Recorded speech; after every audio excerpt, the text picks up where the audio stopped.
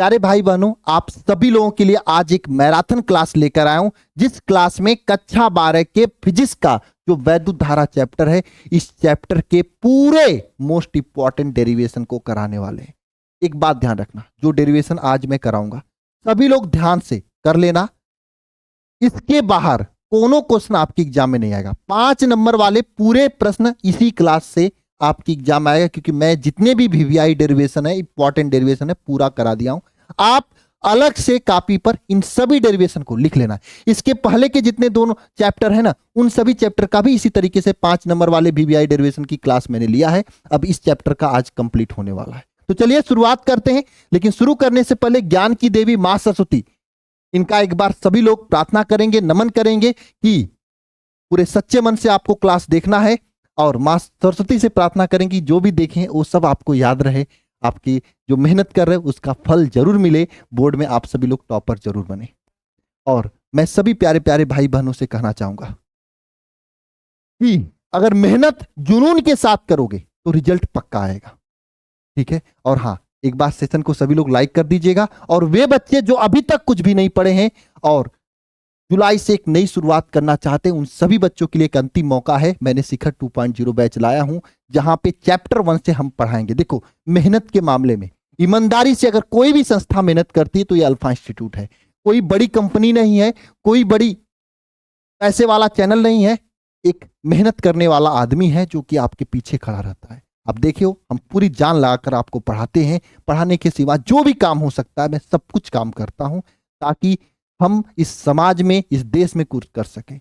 इसलिए हम कभी भी मार्केटिंग, पीआर, इन सभी चीजों पे काम नहीं करते हैं, हमेशा मेहनत पे काम करते हैं। मेरे प्यारे भाई बहन, शिखर 2.0 बैच नया आया हुआ है। अगर आप सभी लोग इससे जुड़कर मेहनत करना चाहते हो तो जुड़ सकते हो। इसमें क्या क्या चीजें मिलेंगी? सबसे पहली बात, इसमें पूरे चैप्टर 1 से पूरा आपका पूरा सिलेबस दोबारा से पढ़ाया जाएगा। दूसरी बात, इसमें टॉपर्स के नोट्स, जो टॉपर संजीवनी बुकलेट होता है, वो आपको मिलेगा, जो कि आपको टॉपर बनाएगा, है ना। तो अगर आप कुछ भी नहीं पढ़े हो, जीरो से शुरुआत करके 95 लाना चाहते हो तो इसमें जुड़ सकते हो। शिखर 1 बैच को मैंने फरवरी मार्च में लाया था, उसमें बहुत ही अच्छे तरीके से सिलेबस कंप्लीट हो रहे हैं। बहुत सारे बच्चे जिन्होंने ज्वाइन कर रखा, जो पढ़ रहे हैं, कमेंट बॉक्स में कमेंट करके जरूर बता देना। और जिन्होंने शिखर 1 बैच लिया था, उनको शिखर 2.0 बैच एकदम फ्री है, और दोबारा से रिवीजन करेंगे।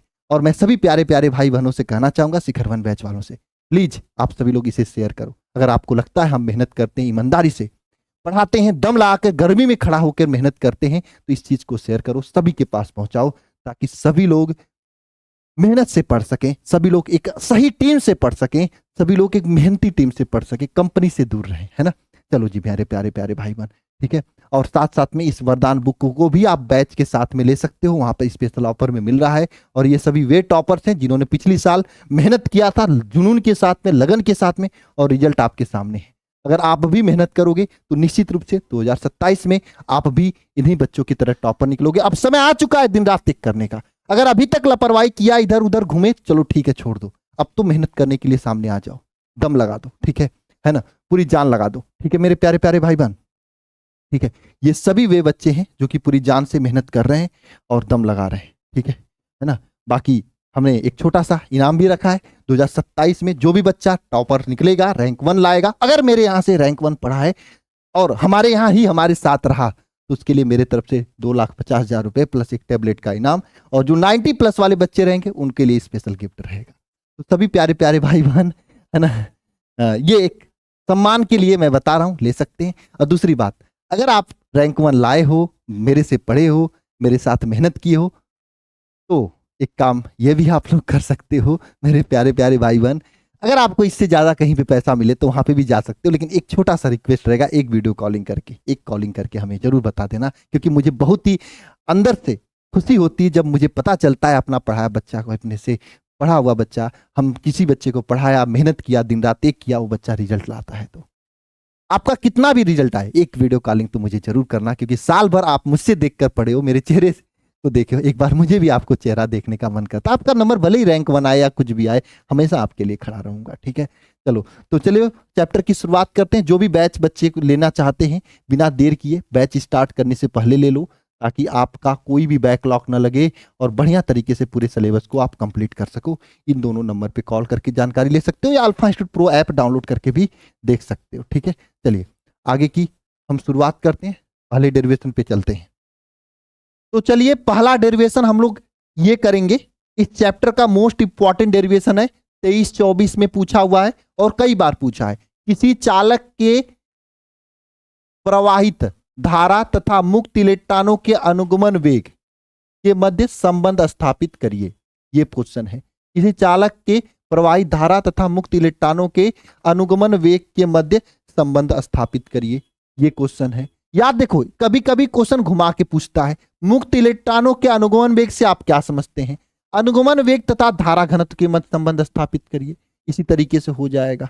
हाँ, और सिद्ध कीजिए कि इलेक्ट्रॉन की गतिशीलता म्यू इज इक्वल टू, ये फार्मूला होता है जहां पे प्रविष्ट चिन्हों का अक्षर सामान्य है। यानी कि यहां पे एक क्वेश्चन 3-4 तरीके से बोर्ड परीक्षा में पूछा हुआ है और यही वजह है कि मैं जब ये क्वेश्चन कराता हूं क्लास में तब मैं नहीं कराता हूं, इसका डेरिवेशन अलग से कराता हूं मैं, ताकि आपको क्वेश्चन कैसे पूछा जा सकता है ये दिखा सकूं। बाकी ऑनलाइन में या ऑफलाइन में देखोगे मैक्सिमम लोग साथ साथ में कराते हुए चलते हैं, लेकिन मेरा पढ़ाने का तरीका अलग है, मैं अलग तरीके से पढ़ाता हूं ताकि बच्चे को अंडरस्टैंडिंग बढ़िया हो। अब मेरा प्रश्न आप सभी प्यारे भाई बहन से है, जो सभी लोग मेरे क्लास को देख रहे हैं, मेरे सभी टॉपर्स, एक बात मैं बता देना चाहता हूं, कमेंट बॉक्स में कमेंट करके बता दो कि क्या होता है मुक्त इलेक्ट्रॉनों के अनुगमन वेग तथा धारा के बीच संबंध क्या होता है? बोलो। मुक्त इलेक्ट्रॉन के अनुगमन वेग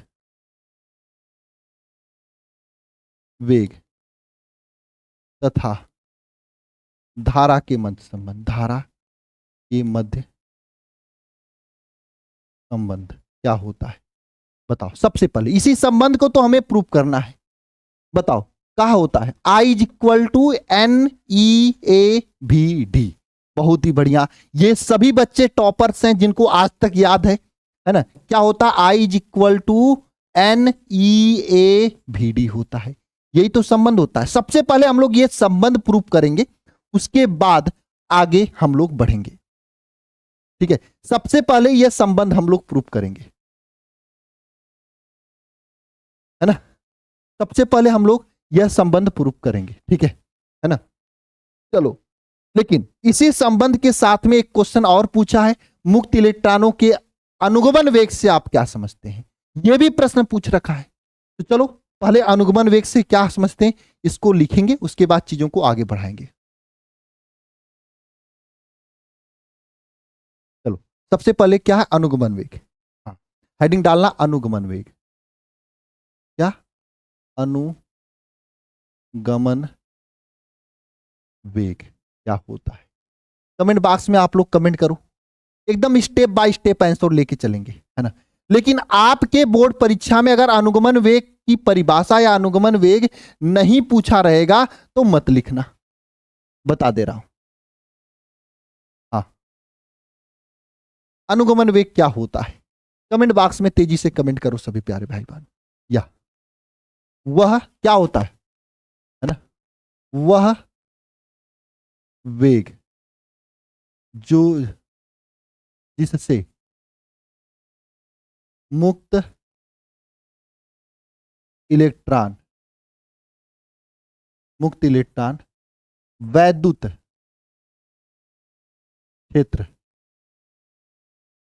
वैद्युत क्षेत्र के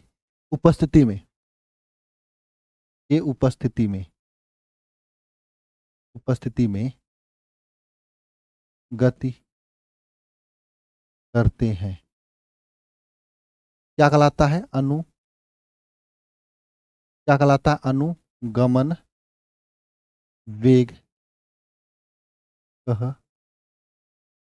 कहलाता है।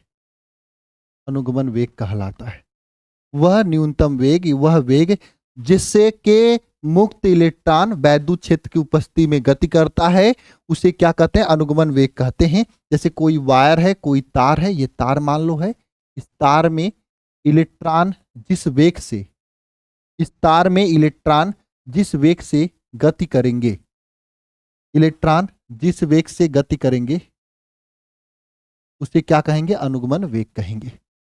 बात समझ में आ रही है आप लोगों को, है ना? एक बार कमेंट बॉक्स में कमेंट करके बता दो एकदम बढ़िया तरीके से। जी हाँ भैया समझ में आ रहा है तो हम आगे बढ़ेंगे एकदम जबरदस्त तरीके से। जी हाँ भैया आ रहा है समझ में। अच्छा जी सरकार। अब देखो अनुगमन वेग तथा धारा के मध्य संबंध हम लोग निकालेंगे। अब थोड़ा ध्यान देना सभी लोग, है ना? नेक्स्ट पेज पे लिख रहे हैं अनुगमन वेग तथा धारा के मध्य संबंध, है ना? निकालने जा रहे हैं। हेडिंग डाल देना अनुगमन वेग तथा धारा के मध्य संबंध। अनुगमन वेग तथा धारा के मध्य संबंध क्या होता है, इस पे हम कनेक्ट करेंगे। अनुगमन वेग तथा धारा के मध्य संबंध क्या होता है, इस पे हम लोग क्या करेंगे? कनेक्ट करेंगे। बहुत ही आसान है। अच्छा देखो इसके लिए एक हम तार मानते हैं, है ना? ये एक तार मानते हैं।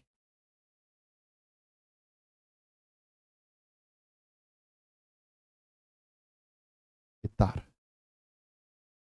इस तार का क्षेत्रफल जानते हो क्या है? ए बचवा, तार का क्षेत्रफल जानते हो क्या है? इसका क्षेत्रफल ए मान लो, लंबाई एल मान लो।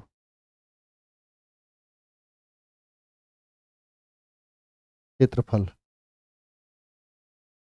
ए, लंबाई यल, ठीक है?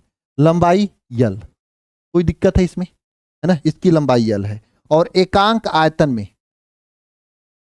एकांक आयतन में इलेक्ट्रॉन की संख्या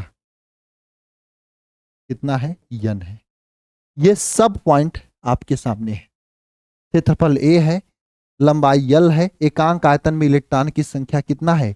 यन है। कोनो दिक्कत इसमें? कोनो को दिक्कत नहीं होना चाहिए। अच्छा जी भैया, तो तार का आयतन क्या होगा बताना? तार का आयतन बताओ। आप लोगों से मैं पूछना चाहता हूं इस तार की आयतन क्या होगा?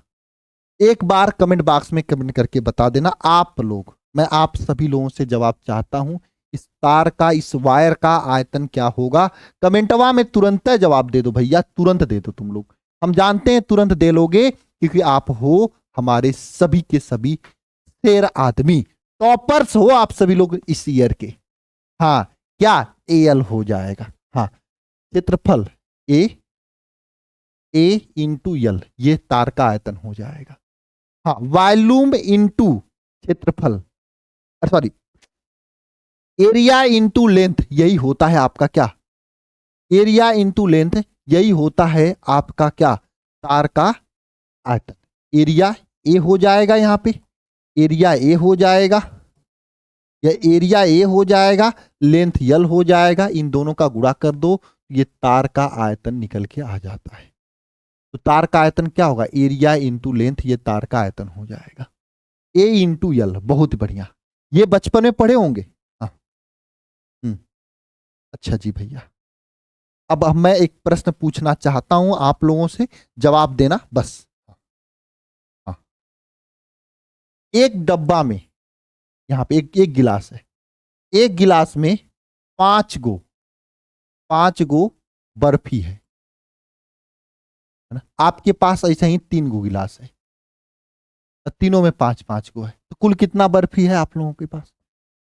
बताओ कुल कितना बर्फी है? एक बार कमेंट बॉक्स में कमेंट करके बताओ। बर्फी खाए हो ना? सफेद सफेद होता, मीठा मीठा। टॉपर बनो, बर्फी लेकर आएंगे आपके घर पक्का। वादा आज की क्लास में कर दिया मैंने।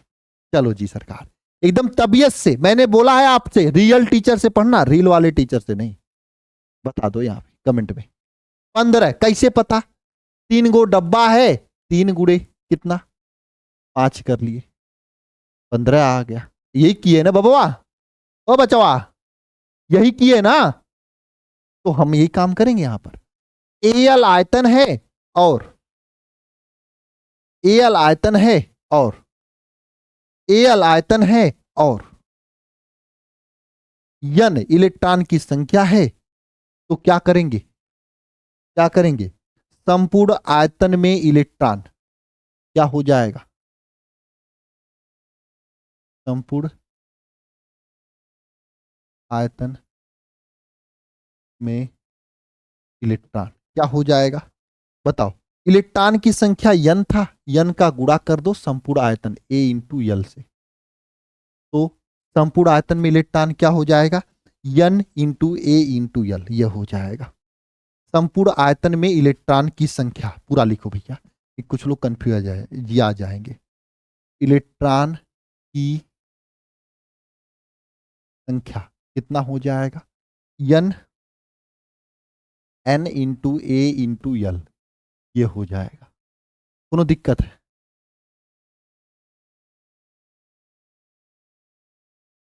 हाँ बोलो बोलो बोलो बोलो, n इंटू ए इंटू एल। अच्छा, वैद्युत आवेश क्या होता है, वैद्युत आवेश, वैद्युत आवेश Q इज इक्वल टू क्या होता है, बताओ। आवेश Q इज इक्वल टू क्या होता है, आप लोगों को पता है N इंटू ई होता है, पहले पढ़े हो, नहीं पढ़े हो का तुम लोग, N इंटू यह वैद्युत आवेश Q is equal to formula पढ़े हो कि नहीं पढ़े हो, यही होते हो, है ना, ठीक है भैया, है ना। अच्छा जी सरकार, यहां पे N क्या होता है, यहां पे N होता है इलेक्ट्रॉन की संख्या, इलेक्ट्रॉन की संख्या ना, N होता है। तो यहां पे इलेक्ट्रॉन की संख्या किसके बराबर है, N इंटू ए इंटू एल के बराबर है।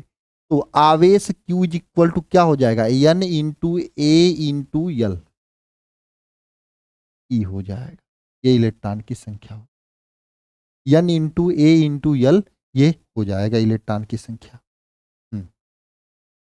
आवेश Q इज इक्वल टू क्या हो जाएगा, N ए एल ई हो जाएगा, ये आवेश Q इज इक्वल टू, आवेश Q is equal to N A L E हो जाएगा।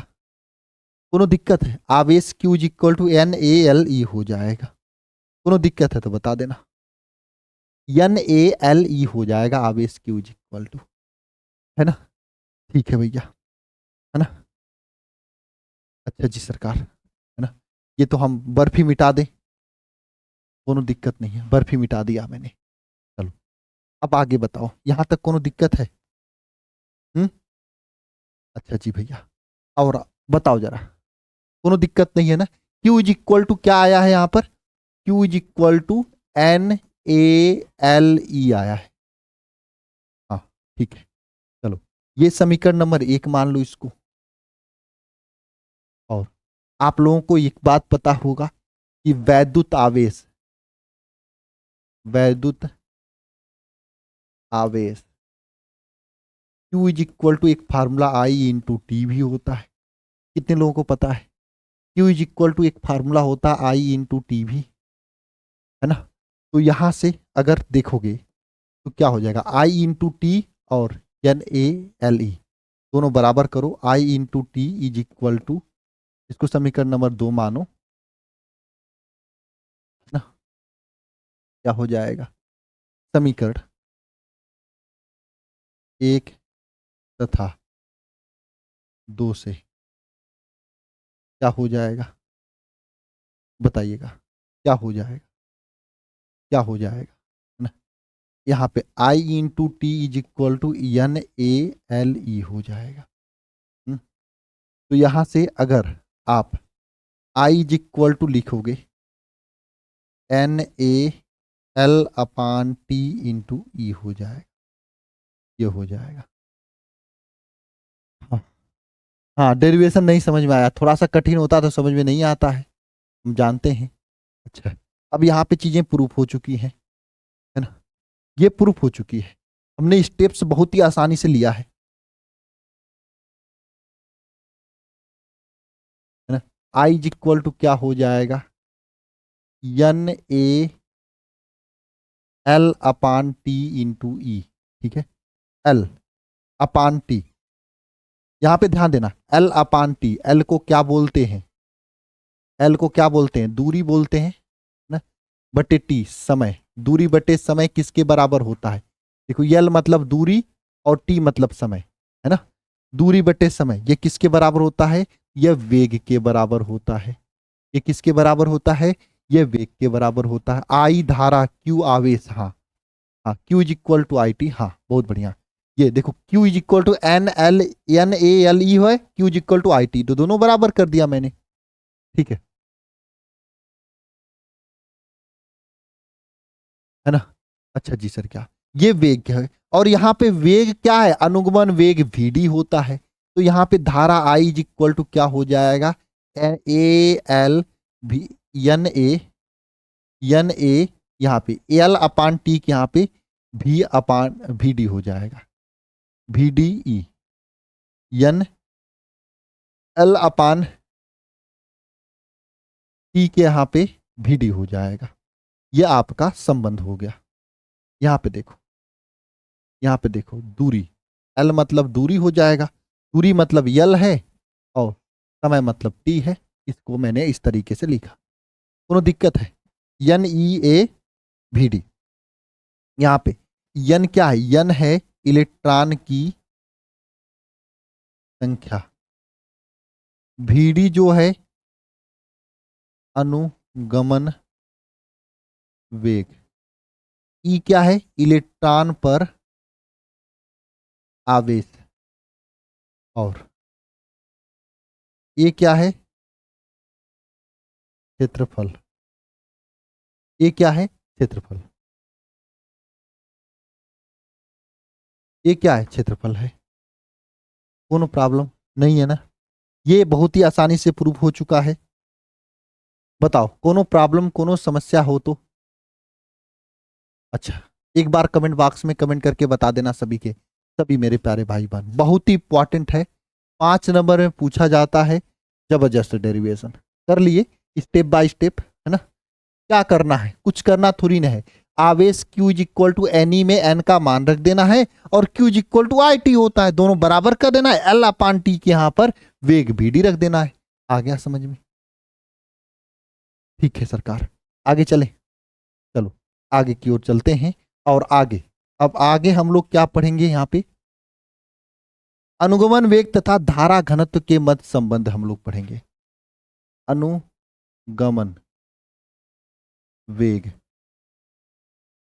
तथा धारा घनत्व के मध्य संबंध, अनुगमन वेग तथा धारा घनत्व के मध्य संबंध, ये क्यों करा रहे हो भैया, ये पूछा गया है भैया।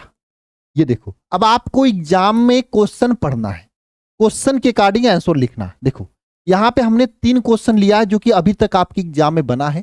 पहला तो संबंध ही स्थापित करने के लिए कहा था, तो पहला क्वेश्चन संबंध वाला करे तो यहां तक कर लेना, पूरा संबंध स्थापित हो गया। लेकिन दूसरा क्वेश्चन देखोगे ना, यहां पे कहा है कि अनुगमन वेग तथा धारा घनत्व के बीच संबंध बताइए, ये भी पूछा है ना। तो ये भी पूछा अनुगमन वेग तथा धारा घनत्व के बीच संबंध। तो अनुगमन वेग तथा धारा घनत्व के बीच संबंध क्या होगा, बहुत ही आसान है, बहुत ही आसान है। बताओ धारा घनत्व जे इज इक्वल टू फार्मूला क्या होता है, बताना एक बार कमेंट बॉक्स में कमेंट करके। धारा घनत्व जे इज इक्वल टू फार्मूला क्या होता है, धारा घनत्व, प्यारे बच्चे बताओ, धारा घनत्व जे इज इक्वल टू फार्मूला क्या होता है, धारा घनत्व जे इज इक्वल टू फार्मूला क्या होता है। हाँ एक बार कमेंट बॉक्स में कमेंट करिएगा, जो मैं पूछ रहा हूं बताओ, धारा घनत्व जे इज इक्वल टू क्या होता है, आई अपान ए होता है, आई धारा आई बटे ए, क्षेत्रफल ए होता है, यही फार्मूला होता है ना। अच्छा जी भैया, अभी अभी आप लोगों ने जानना कि हम जानते हैं, यहां पे लिख देना, हम जानते हैं, जानते हैं, क्या जानते हो आप कि धारा I is equal to N E A V D होता है। तो धारा घनत्व जे इज इक्वल टू क्या हो जाएगा, N E A V D बटे ए हो जाएगा। अब देखो यहां से ए से ए कट जाएगा, जे इज इक्वल टू क्या हो जाएगा, एन ई वी डी हो जाएगा। हाँ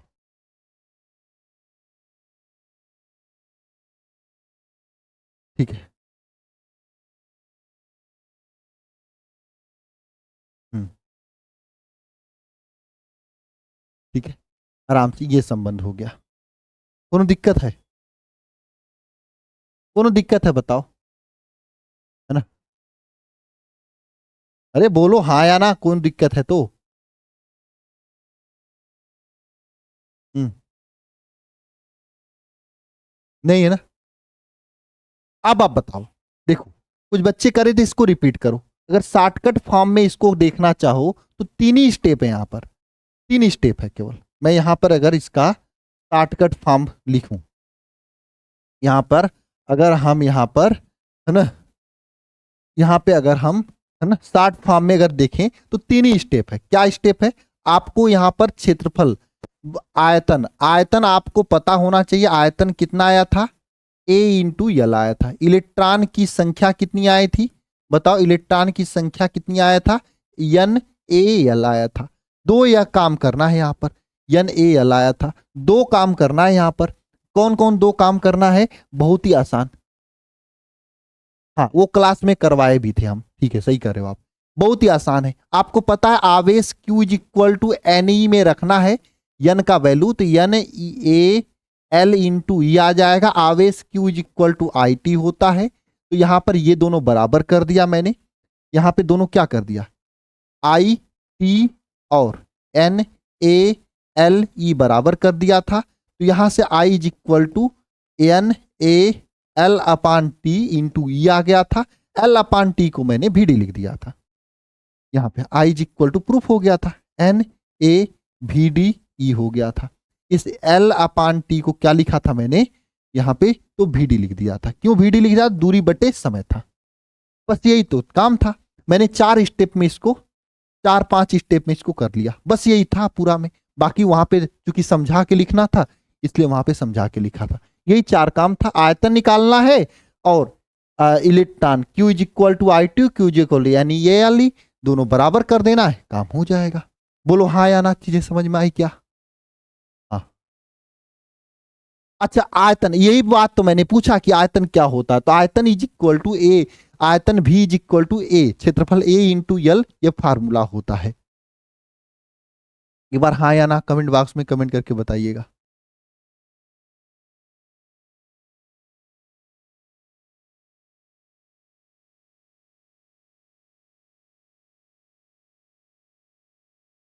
इतना सा स्टेप था, ये भी आपको नहीं आया? अरे कुछ लिखना नहीं पड़ेगा, लिखकर आप फिगर बना के बनाना यार। देखो मैंने पूरा लिखा, अनुगमन वेग लिखा है, यहाँ पे फिगर बनाया था, यहाँ सब कुछ लिख के मैंने किया है। लेकिन मैंने आपको शॉर्टकट में समझाया कि बस इतना स्टेप था और कुछ नहीं था इसमें। अच्छा, इसमें एक क्वेश्चन और है, एक क्वेश्चन और देखो घुमा के पूछा है कि सिद्ध कीजिए कि अनुगमन वेग V D is equal to J upon N E into E होता है। इसको हम लोग आगे भी कर लेंगे, छोड़ो जाने दो, इसको अभी सिद्धिंग नहीं करते हैं। बोलो हाँ या ना, चीजें समझ में आ चुकी हैं? एक बार कमेंट बॉक्स में कमेंट करके बताइएगा सभी लोग।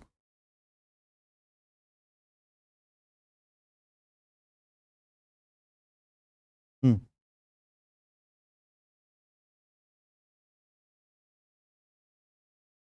यहाँ पे मैं रिवीजन लिख देता हूँ।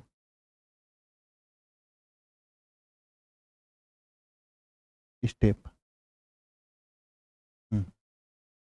बताओ।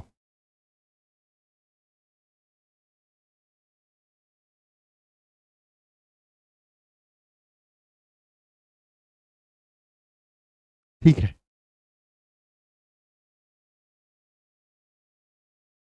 अब चलिए अगला डेरिवेशन आप सभी लोगों के सामने, इसको हम लोग करेंगे, है ना। आवाज हम थोड़ा सा बैटरी चेंज कर ले, एक मिनट रुक जाना सभी लोग, वरना फिर आवाज बंद हो जाएगी मेरी। एक मिनट रुक जाना बस।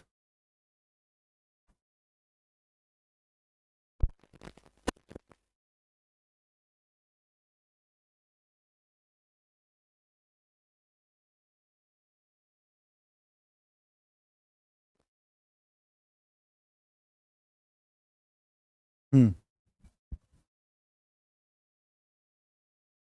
बहुत ही बढ़िया, अब आवाज जा रही ना? चलो ये वाला, चलो नेक्स्ट डेरिवेशन ये है आपके सामने। ये डेरिवेशन क्या है? मुक्त इलेक्ट्रॉनों के अपवाह वेग के आधार पे ओम के नियम की व्याख्या करिए। ये क्वेश्चन है। या किसी चालक के विभवांतर तथा मुक्त इलेक्ट्रॉनों के अपवाह वेग के बीच संबंध स्थापित करिए। मुक्त इलेक्ट्रॉनों के अनुगमन वेग के सिद्धांत पे ओम का नियम निकालिए। मतलब घुमा फिरा के वही ओम के नियम वाला क्वेश्चन पूछा है। ठीक है, हाँ अलग कॉपी में लिखोगे तो बढ़िया रहेगा। हाँ ठीक है, चलो अब ध्यान से समझो। देखो यहां पे हम लोग क्या करते हैं, मुक्त इलेक्ट्रॉनों के अपवाह वेग के आधार पे हमको ओम का नियम यहां पे निकालना है। तो देखो हम लोग सबसे पहले यहां पर एक वायर मानेंगे, इस तरीके से ये सर्किट मानते हैं। अब आप लोग मुझे बताना, हमको कम आता है यार, बस हमें पता नहीं कहां से फिजिक्स पढ़ाता हूं, मुझे कम आता है। ठीक है, लेकिन बस आप लोग सपोर्ट करना तो हो जाएगा। यह आपके सामने है इलेक्ट्रॉन, इलेक्ट्रॉन यह रहे जो कि इधर की ओर गति करेंगे। ठीक है ना, और धारा ये लगा दिया मैंने इस तरीके से, ये पूरा सिस्टम हो गया। तो प्रति एकांक आयतन में इलेक्ट्रॉन की संख्या क्या है, n है। प्रति एकांक है ना,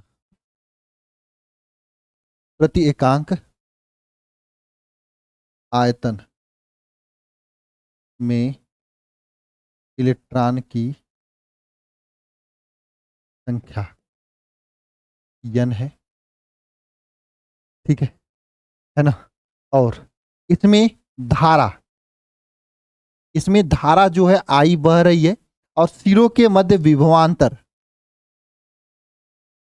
सिरों के मध्य क्या है, विभवांतर कैपिटल V है ना। सिरों के मध्य विभवांतर क्या है, कैपिटल V है। ठीक है, चलिए आगे की ओर चलते हैं, है ना। हाँ अच्छा, यहां पे कुछ हमसे गलती हुई है, कोई बच्चा पकड़ सकता है। यहां पे जो इलेक्ट्रॉन का प्रवाह होता है, धारा के प्रवाह का जस्ट उल्टा होता है। यहां पे इलेक्ट्रॉन इधर न जाके इधर जाएगा। अरे है बच्चा, तू कहां जा रहा है, इधर जाएगा इस तरीके से। ये इलेक्ट्रॉन का असली प्रवाह होता है। बात समझ में आई यहाँ पे आप लोगों को? ठीक है, चलो आगे की ओर चले। चलिए अब आप देखो, इतना सारा चीजें समझ है। इसमें धारा आई प्रवाहित हो रही है, विभवांतर भी है, और इलेक्ट्रॉन की संख्या प्रति एकांक आयतन कितना है, n है। चलिए अब आगे की ओर चलते हैं हम लोग एकदम जबरदस्त तरीके से। हाँ आगे ध्यान देना सभी लोग, एक एक स्टेप ध्यान देना यहाँ पे, है ना। अब ध्यान से समझो, देखो यहाँ पे वैद्युत क्षेत्र का मान क्या होगा, वैद्युत क्षेत्र, वैद्युत क्षेत्र इज इक्वल टू क्या होता है बताओ। देखो जहां पे विभवांतर दिया होता है, मैंने दूसरे चैप्टर में बताया था कि जहां पे विभवांतर दिया होता है वहां पे वैद्युत क्षेत्र ई का वैल्यू भी अपान यल करके निकालते हैं। तो वैद्युत क्षेत्र इज इक्वल टू क्या हो जाएगा, भी अपान यल हो जाएगा। क्लियर है, कोनो दिक्कत तो नहीं है ना? एक बार कमेंट बॉक्स में कमेंट करके बता देना, है ना। अच्छा, वैद्युत क्षेत्र में स्थित किसी आवेश पे लगने वाला बल अब हम निकालेंगे। वैद्युत क्षेत्र में, वैद्युत क्षेत्र में, क्षेत्र में स्थित आवेश पर लगने वाला बल क्या होगा। बल या फिज इक्वल टू क्या होता है फार्मूला, Q इंटू ई होता है ना, Q इंटू ई, यही होता है फार्मूला। ई यहाँ पे क्या होता है, वैद्युत क्षेत्र होता है भैया। Q इंटू ई होता है, यह वैद्युत क्षेत्र में लगने वाला बल का फार्मूला होता है। यहां पर आवेश, आवेश यहाँ पे क्या है, इलेक्ट्रॉन है, तो Q यह किसके बराबर है, एक इलेक्ट्रॉन के बराबर है। F इज इक्वल टू क्या हो जाएगा, E इंटू कैपिटल E के बराबर हो जाएगा। कोई दिक्कत है प्यारे बच्चे तो कमेंट बॉक्स में कमेंट करके बता देना। कोनो दिक्कत है तो कमेंट बॉक्स में कमेंट करके बता देना। और E का वैल्यू किसके बराबर है बताओ। E का वैल्यू तो अभी अभी हम लोगों ने निकाला, V अपान यल के बराबर है, वोल्ट अपान मीटर के बराबर है। तो मैंने E के यहाँ पे वैल्यू रख देंगे, तो F इज इक्वल टू क्या हो जाएगा, ई इंटू भी अपान एल हो जाएगा। ये आपके सामने बल एफ का मान आ जाएगा। स्टेप्स ध्यान से देखना, वरना फिर दिक्कत में हो जाओगे, कम समझ में आएगा, कठिन डेरिवेशन है। ठीक है, यहां पर स्टेप देखना। अच्छा, एक फार्मूला आप लोग बचपन में पढ़े होंगे, अगर पढ़े हो तो कमेंट बॉक्स में जरूर यस सर लिख के मुझे बताना, नहीं पढ़े हो तो भी बता देना। बल एफ इज इक्वल टू, एक फार्मूला बचपन वाला, बचपन का प्यार याद करो, F is equal to M into A होता है।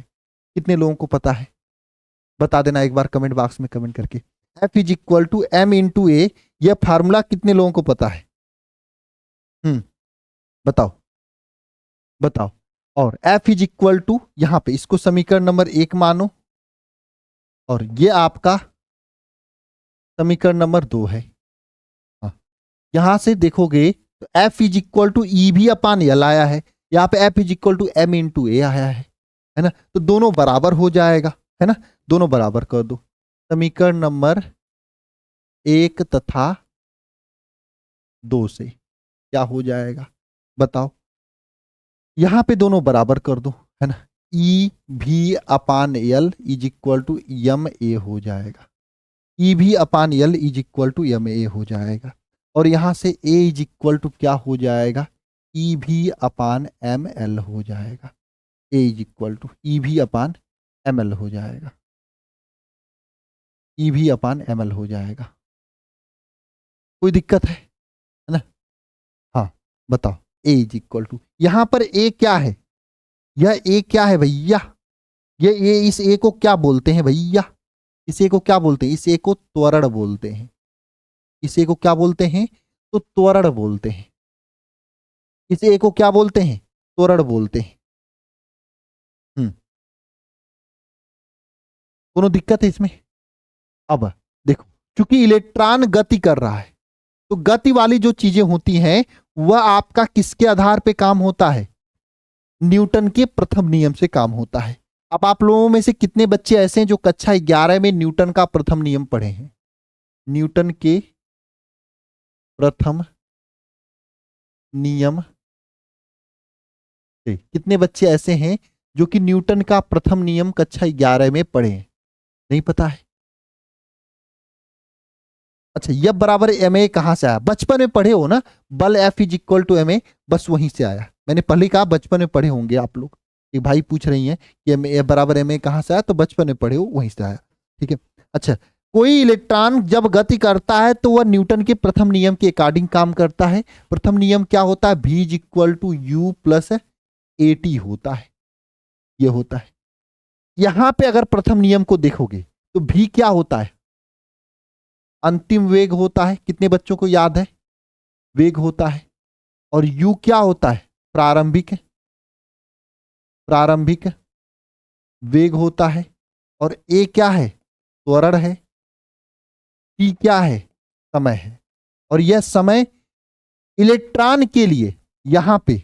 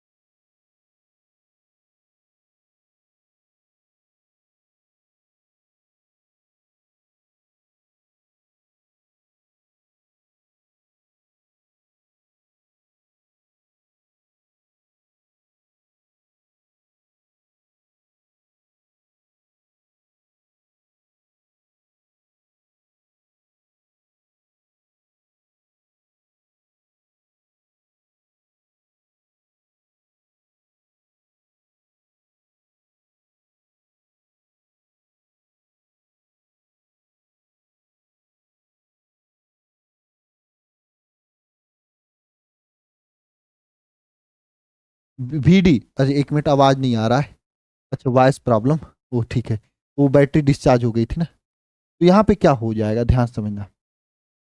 इसको समीकरण नंबर 3 माना, जहां पे त्वरण ए का वैल्यू क्या लिख दिया मैंने यहाँ पे, EV अपान ml, EV/ml हो जाएगा और टाउ टाउ रहेगा।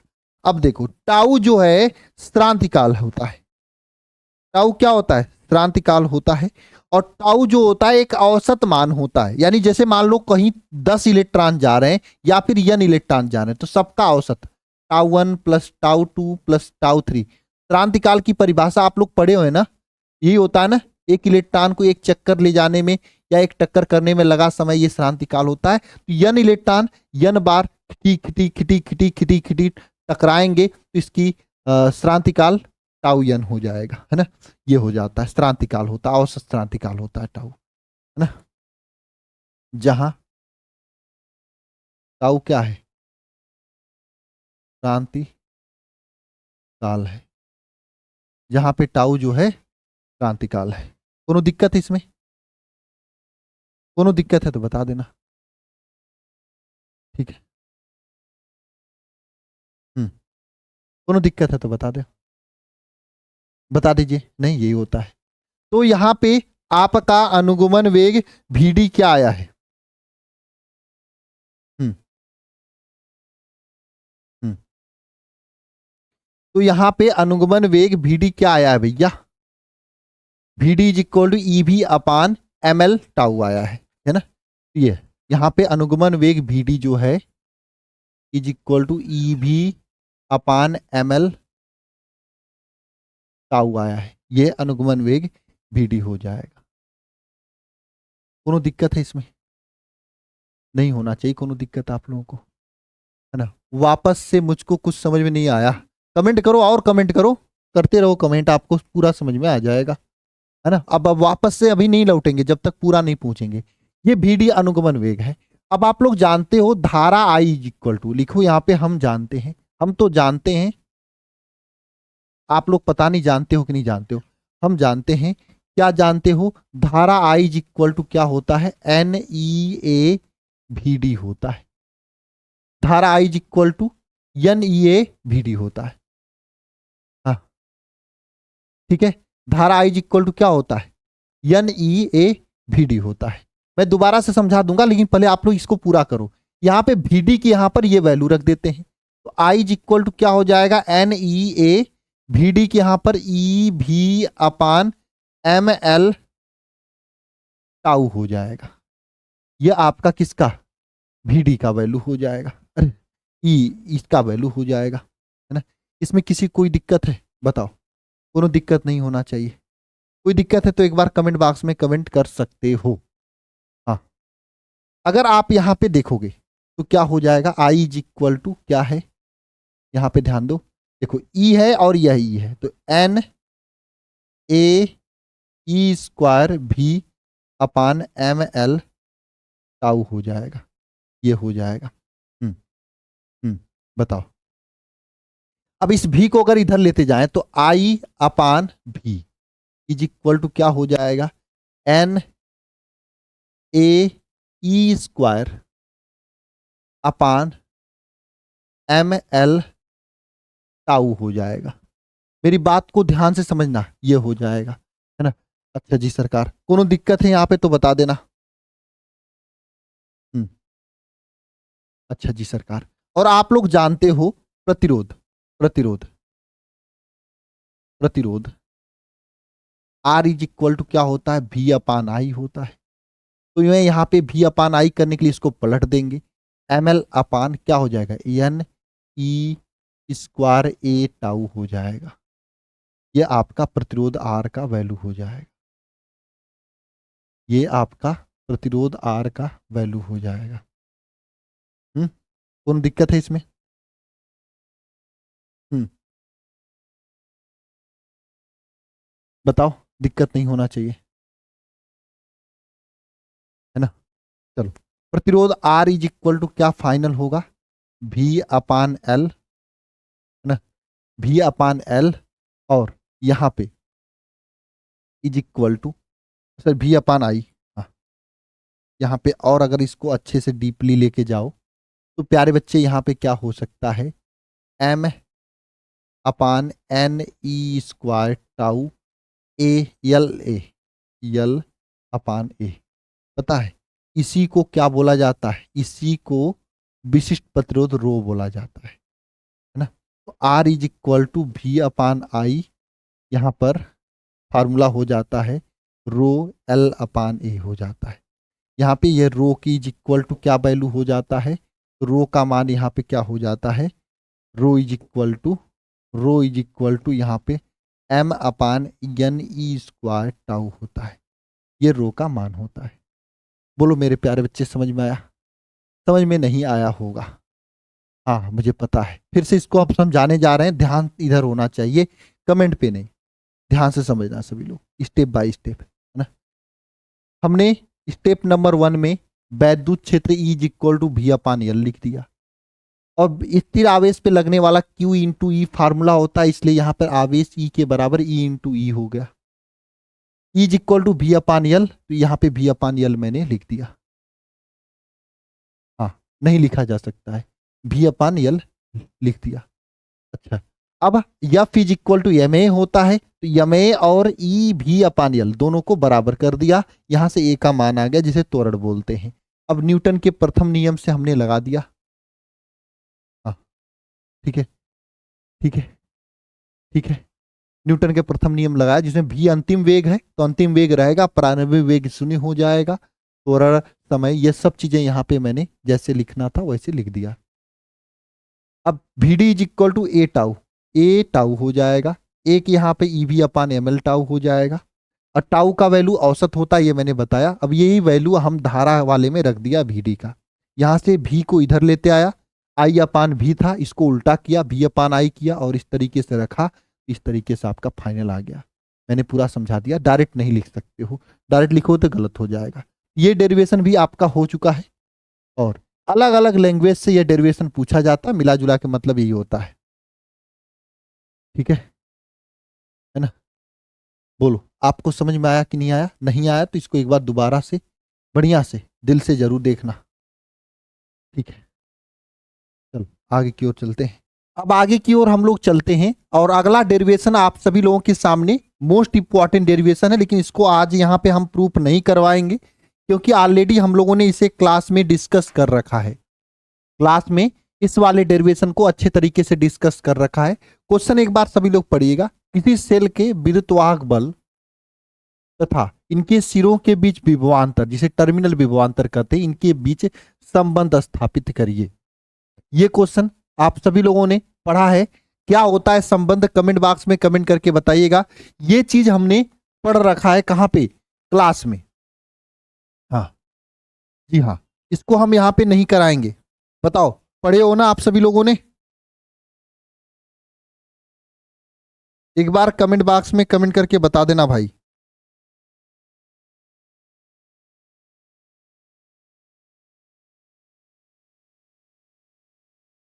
जी नहीं पढ़े हो? बताओ क्या होता है फार्मूला इसका, संबंध V बराबर E माइनस आई आर, गलत फार्मूला बता रहे हो, यही होता है। कमेंट देखूं आप लोगों में से कितने लोग बता पा रहे हैं, कितने लोग गलत गलत बता रहे हैं। हाँ ये होता है फार्मूला, V बराबर E माइनस आई आर, ये होता है फार्मूला। कहीं कहीं पे E प्लस आई आर भी लिखा जाता है, वो डिपेंड करता है कि सर्किट कैसी है उस पर। E माइनस आई आर या E प्लस आई आर ये होता है, जी हाँ। तो इसको हम प्रूफ नहीं करवा रहे हैं क्योंकि ऑलरेडी वहां पे हमने प्रूफ करवा रखा है, लेकिन मोस्ट इंपॉर्टेंट है इसलिए मैं यहाँ पे कर दे रहा हूं, है ना, इंपॉर्टेंट है इसलिए मैं यहाँ पे बता दे रहा हूं। अब आपको करना क्या है, जब भी आप नोट्स बनाना, क्लास से जाकर इसका डेरिवेशन वहां पे लिख लेना। देखो मैं चाहूं तो करवा दूंगा, लेकिन खुद से जाके एक बार देख के लिखोगे तो याद हो जाएगा अच्छे तरीके से, है ना। ठीक है भाई, एक बार बताओ कमेंट बॉक्स में कमेंट करके चीजें क्लियर हुई कि नहीं हुई है, बताइए। चलिए अगला चलते हैं, अगला चलते हैं। ये वाला भी चीज आपको मैंने बताया था कि भैया देखो ये भी 2024 में पूछा हुआ क्वेश्चन है, इंपॉर्टेंट है इसलिए मैं आपको करा रहा हूं। ये भी मैंने आपको बताया था कि सेल और बैटरी में मुख्य क्या अंतर है। सेल किसे कहते हैं और बैटरी किसे कहते हैं, ये मुख्य अंतर मैंने आप लोगों को बताया था कि क्या अंतर होता है। और सेल का समायोजन श्रेणी क्रम में कैसे रखा जाता है और समांतर क्रम में कैसे रखा जाता है और मिश्रित क्रम में कैसा रखा जाता है, ये तीनों के बारे में क्लास में बताया था। मैंने कहा था मिश्रित क्रम वाला नहीं बताऊंगा, लेकिन देखो मिश्रित क्रम वाला भी बोर्ड परीक्षा में पूछा हुआ है। मैं देखो करने की तो यहां पे भी करा सकता हूं, लेकिन वहां पे भी कराऊं यहां पे भी कराऊंगा, फालतू का वीडियो लंबा होगा। आप वहीं पे देखकर अपना नोट्स बना लेना। जितना लिमिटेड आप लोग पढ़ोगे और जितना बार रिवीजन करोगे उसी से आप टॉपर बन सकते हो। ठीक है, इस बात को समझना। हाँ, मिश्रित वाला नहीं बताए हैं, लेकिन मैंने वहां पे कहा था देखो मिश्रित वाला इंपॉर्टेंट है, पूछा जाता है ना। लेकिन देखो 2024 का पूछा है, 25 में नहीं पूछा है, 26 में भी नहीं पूछा है। तो इसका मतलब कि 27 में पूछा जा सकता है, इसलिए आपको थोड़ा सा ध्यान देना है। रहेगी बात भैया मिश्रित वाला करा दो, मैं करा दूंगा मिश्रित वाला, अकेले नहीं कराऊंगा। एक दिन मैं ना पीवाईक्यू क्वेश्चन की क्लास रखूंगा, उसी में करा दूंगा। अभी अकेले कराऊंगा तो मजा बिगड़ जाएगा फिर, है ना। ध्यान से समझना, अकेले इन दोनों को कराना होगा, वीडियो लंबी हो जाएगी, कोनो मतलब नहीं होगा, है ना। क्लास आप सभी लोगों ने देखा है ना क्लास। अब देखो इसके बाद देखो, ये भी मोस्ट इंपॉर्टेंट डेरिवेशन है, हर बार पूछा जाता है और इसको लिख लो, very very important, very very important. भैया ये तो आपका 100% किसी न किसी के पेपर सेट में 100% पूछा जाने वाला है ना। ये किरचॉफ का नियम आरेख द्वारा समझाना 100% किसी न किसी के पेपर में पूछा जाएगा। ये तो आप आउट कर लो अपनी किताब में, कॉपी में, इसको तो रट लेना। और इसे भी हम नहीं कराएंगे, क्यों? क्योंकि किरचॉफ का नियम बहुत ही बढ़िया तरीके से सर्किट बना के मैंने समझाया था। याद आ रहा है किसी को क्लास में समझाया था? कितने बच्चों को याद आ रहा है? एक बार हाथ उठा के बताएंगे। इसको कराया था ना क्लास में। देखो हर साल पूछा, 23 में, 24 में, 22 में, 12, मतलब हर साल। 25 में भी पूछा है, 26 में भी पूछा है। 2026 नहीं लिखा है, 2026 में भी पूछा था और 27 में भी पूछेगा। हाँ, इस बात को ध्यान देना सभी लोग। ये 100% आउट क्वेश्चन है, इसको जरूर तैयार कर लेना। ठीक है, 100% आउट है, आपका कौन सा भी बोर्ड हो, कहीं से भी हो। पाकिस्तान बोर्ड रहेगा ना, वहां पे भी पूछेगा। ये चैप्टर का ही आउट क्वेश्चन है ना, एकदम कई बार पूछा गया है। हाँ, स्टेटमेंट किरचॉफ का वही, बड़े सर्किट को हल करने के लिए किरचॉफ ने दो नियम दिया, पहला नियम, दूसरा नियम। हाँ ठीक है, चलो जी भैया, ये भी मैंने कराया है। अब ये आपको होमवर्क मिल रहा है आज का, ये तीनों क्वेश्चन आपको सॉल्व करना है अपने कॉपी में, ये होमवर्क है क्लास देखकर, है ना। अब ये देखो क्वेश्चन रह गया बात, ये भी क्वेश्चन मैंने कराया है, लेकिन केवल व्हीट स्टोन सेतु मैंने बताया था, इसका डेरिवेशन मैंने नहीं कराया था। इस क्वेश्चन को हम यहां पे कराऊंगा, मैं यहां पे इस क्वेश्चन को कराएंगे, हाँ कराएंगे, करेंगे हम लोग, ठीक है ना। इस क्वेश्चन को यहां पे करेंगे, हाँ। अच्छा चलो, ईरान का नाम ले लूं, ईरान बोर्ड में भी पूछा जाएगा, मतलब अगर वहां ये चैप्टर है तो वो आउट क्वेश्चन होता है। ठीक है, ये देखो यहाँ पे व्हीटस्टोन सेतु का सिद्धांत किरचॉफ के नियम से समझाइए, है ना। साम्यावस्था के लिए सर्किट बना के समझाइए। ये क्वेश्चन ऐसा है जिसको मैंने बताया तो था, लेकिन इसकी प्रूफिंग मैंने नहीं कराया था, और ये भी क्वेश्चन आउट होने वाला टाइप का है। उन दोनों में से, चाहे किरचॉफ के नियम चाहे इस व्हीटस्टोन सेतु, इन दोनों में से कोनो एक क्वेश्चन बड़ा बढ़िया से पूछा जाता, और इस क्वेश्चन को हम कराएंगे क्योंकि इसका डेरिवेशन हमने नहीं कराया था। ठीक है, ये रहा आपके सामने, ये एक आपके सामने सर्किट बना रहा हूं।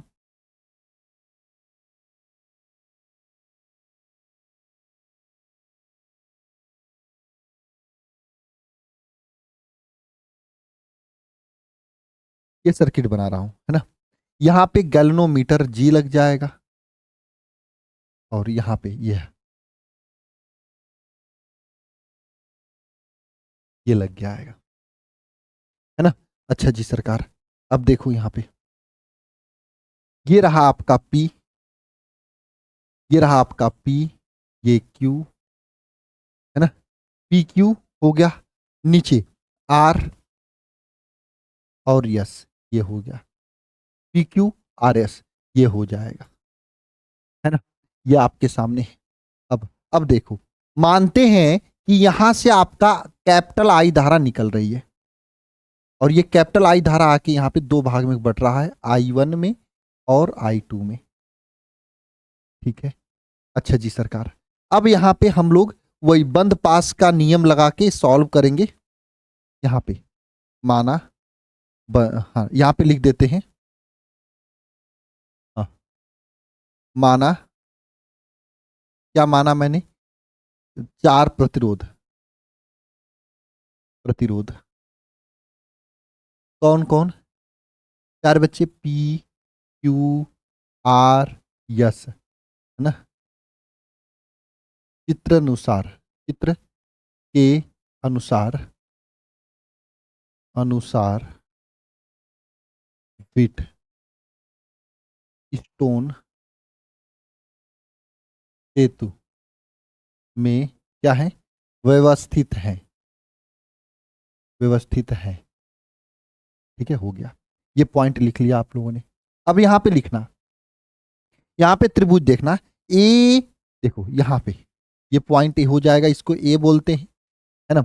और इसको पूरा नाम लिखते हैं ABCD, ABCD, ये ले लेते हैं, है ना। हाँ ABCD, हाँ ठीक है ना। चलो जी सरकार, अब आगे चलते हैं, है ना। अब पहला त्रिभुज बंद पास, बंद पास A B, A B D A में, बंद पास ए बी डी ए में क्या होगा, देखो यहां पे, यहां पे देखो, हम ए से बी जा रहे हैं। अब बताओ थोड़ा सा किरचाफ के नियम के अकॉर्डिंग, ए से बी जा रहे हैं, यानी ये ए है, ए से बी की तरफ जा रहे हैं हम। तो जरा कमेंट बॉक्स में कमेंट करके बताना, जब हम ए से बी जा रहे हैं तो मेरे प्यारे बच्चे यहां पे P और I1 गुणा हो जाएगा, क्या हो जाएगा, हाँ, ए से बी जाऊंगा तो P और I1 का गुणा हो जाएगा। अच्छा, ये दोनों गुणा प्लस होगा कि माइनस, हाँ, ये दोनों गुणा प्लस होगा कि माइनस, नहीं भैया, प्लस होगा कि माइनस ये बताना है आपको, है ना। प्लस होगा क्योंकि हम भी ए से बी जा रहे हैं और धारा भी ए से बी की ओर जा रहा है, इसलिए प्लस होगा, हाँ प्लस होगा, ठीक है। अब बी से डी के बीच में देख लेते हैं, प्लस प्यारे बच्चे क्या हो जाएगा, बी से डी के बीच में ले लेते हैं, तो बी से डी के बीच में जो प्रतिरोध है जी है, लेकिन इसमें धारा बहेगी, व्हीट स्टोन सेतु में तो इसमें धारा ही नहीं बहती, तो गुड़े जीरो कर लेते हैं, है ना प्यारे बच्चे। चलो जी आगे चलते हैं, है ना। फिर यहां से आकर बी से डी में गए, फिर डी से ए में जाएंगे, डी से ए में जाएंगे तो हम जा ऐसे रहे हैं, धारा हमारा ऐसे जा रही, उल्टा हो जाएगा, तो यहां पे क्या हो जाएगा, -I2R हो जाएगा, -I2R हो जाएगा, है ना। ये हो जाएगा इज इक्वल टू, अब यहां पे देखो, इसमें कत्तों वोल्टेज लगा है, ए से बी के बीच में वोल्टेज नहीं लगा, बी से डी के बीच में वोल्टेज नहीं लगा, डी से ए के बीच में भी नहीं लगा, इसलिए जीरो कर देंगे यहां पे। ठीक है, कोनो दिक्कत है, हाँ अच्छा, हाँ धारा प्लस से निकलेगा, यहां पे मिस्टेक हो गई मेरे से, प्लस बना लो इधर ऐसे, ठीक है। चलो जी भैया, है ना, कोनो दिक्कत नहीं होना चाहिए। मतलब यहां पे क्या हो जाएगा, इसको आगे सॉल्व करो तो P I1 -I2R is equal to 0, P I1 is equal to I2R हो जाएगा। ये आपके सामने एक समीकरण बन जाएगा, इसको समीकरण नंबर 1 बना लो। कोनो दिक्कत है इसमें, हाँ कोनो दिक्कत नहीं है, इसको समीकरण नंबर 1 बना लो, ठीक है। अच्छा जी सरकार, एकदम सेम वे में हम नीचे लेके जाएंगे। अब दूसरे वाले बंद पास में, इसको इसको बंद पास लेते हैं, इसको लेते हैं, इसको लेते हैं BCD में, यहां पे लिखना बंद पास, बंद पास BCD बी में, बंद पास बी सी डी बी में, है ना,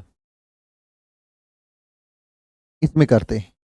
अच्छा, इसमें कैसे लेके चलेंगे, कैसे लेके चलेंगे, बी से सी गए, बी से सी गए, तो धारा भी हमारा बी से सी गया,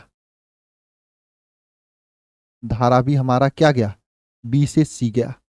तो यहां पे I1 धारा बह रही थी इसमें, तो I1 धारा हो जाएगी, है ना, और इसमें तो I2 धारा बह रही थी, तो I2 धारा हो जाएगा। तो बी से सी में जा रहे हैं, तो यहां पे Q और I1 का गुणनफल बताओ, पॉजिटिव होगा ना, Q इंटू क्या होगा, Q इंटू QI1 हो जाएगा, ठीक है, ये हो जाएगा और पॉजिटिव होगा। फिर सी से डी में जा रहे हैं, जब सी से डी में जाएंगे हमारा दिशा ये है और धारा हमारा इधर जा रहा है, प्यारे बच्चे देखना, धारा हमारा ये जा रहा है और हमारा दिशा ये है, उल्टा दिशा है। जब उल्टा दिशा है तो क्या हो जाएगा, सी से डी के लिए क्या हो जाएगा बताओ, यहां पे उल्टा है, इसी यस I2 का गुणनफल माइनस हो जाएगा, माइनस यस I2 हो जाएगा, ठीक है। अच्छा जी सरकार, इधर फिर डी से बी में जी है, जी है और इसमें धारा तो बहेगी नहीं, प्लस जी इंटू जीरो हो जाएगा, is equal to zero. Zero क्यों, क्योंकि देखो किसी भी बी से डी सी ले लो, चाहे सी से डी ले लो, चाहे डी से बी ले लो, इसमें कत्तों कोनों भी विद्युत वाहक बल नहीं जुड़ा हुआ है, इसलिए ठीक है, जीरो हो जाएगा। यहां पे क्या आ जाएगा, QI1 is equal to SI2, ये हो जाएगा। इसको मानो समीकरण नंबर 2, ठीक है। अच्छा जी सरकार, अच्छा अब समीकरण नंबर 1 में 2 से क्या करने पर, भाग देने पर, भाग देने पर, जब भाग देंगे तो क्या हो जाएगा, यहां पे ध्यान देना। समीकरण नंबर 1 क्या है, PI1 is equal to RI2 है, अपान समीकरण नंबर 2 क्या है, QI1 is equal to SI2 है ना। अच्छा, यहां पे देखोगे तो I1 I2 कट जाएगा, तो यहां पे समीकरण क्या बचेगा बताओ, P upon Q is equal to R upon S, ये बचेगा, ये बचेगा, ये बचेगा समीकरण आपके सामने, P upon Q is equal to R upon S. यही आपका क्या है, यही विट स्टोन सेतु का प्रतिबंध है, यही व्हीट स्टोन सेतु का प्रतिबंध है ना, P upon Q is equal to R upon S, ठीक है। अब देखो प्यारे बच्चे, जितना मैंने इस चैप्टर में आपको दिखा दिया, करा दिया, इससे बाहर कोनो क्वेश्चन नहीं जाएगा, इस बात का गारंटी मैं ले रहा हूं। गारंटी लेने का मतलब है कि हमने सब कुछ करा दिया, तो कहां से आएगा। कोई दिक्कत है तो बता दीजिएगा कमेंट बॉक्स में कमेंट करके, ठीक है। चलिए,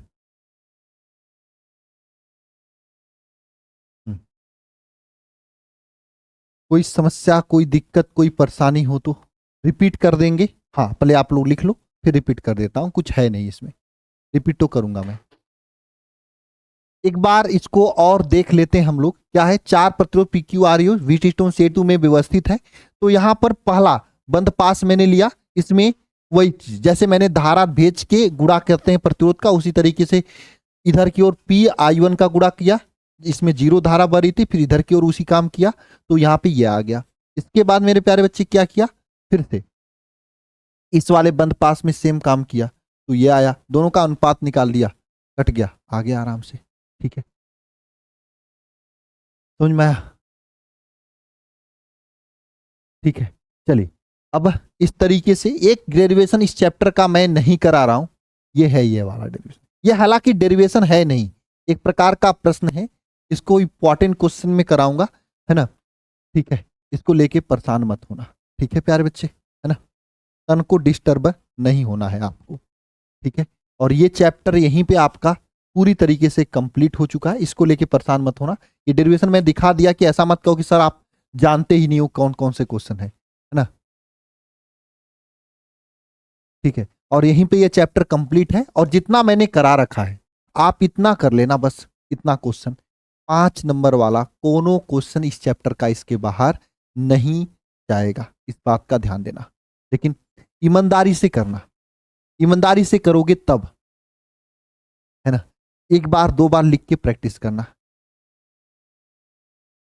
ठीक है। तैयार हो सभी लोग? ठीक है प्यारे बच्चे, है ना, ठीक है। चलो, तो सभी प्यारे बच्चों को जय मां सरस्वती, है ना। अब मिलते हैं नेक्स्ट सेशन में, ठीक है। चलिए, और सभी को थैंक यू, धन्यवाद, ठीक है ना। एकदम जबरदस्त तरीके से आज की क्लास को यहीं तक रखते हैं, है ना।